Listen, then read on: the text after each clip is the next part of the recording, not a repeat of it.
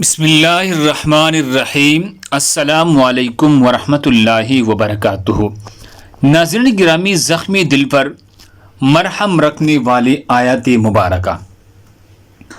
ناظرین گرامی، جب دنیاوی مصائب اور آزمائشوں سے دل پریشان اور زخمی ہو جائے، مشکلات انسان کو مایوس کرنے لگے، تو درج ذیل ارشاد خداوندی میں غور و تدبر کرے، دل کو اطمینان اور تسلی حاصل ہو جائے گی۔ اور آیت مبارکہ یہ ہے، وَاصْبِرْ لِحُکْمِ رَبِّكَ فَإِنَّكَ بِأَعْيُنِنَا وَاصْبِرْ لِحُکْمِ رَبِّكَ فَإِنَّكَ بِأَعْيُنِنَا۔ اس کا ترجمہ مبارکہ یہ ہے، اور تم اپنے پروردگار کے فیصلوں پر صبر کرو، کیونکہ تم ہمارے نگاہوں کے سامنے ہو۔ سورہ طور آیت نمبر 48۔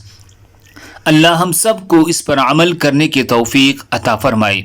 دوسرے مسلمانوں کے فائدے کے لیے آگے ضرور شیئر کرے۔ اسی طرح خوبصورت وظائف اور احادیث مبارکہ کے لیے ہمارے چینل کو سبسکرائب کرے۔ جزاکم اللہ۔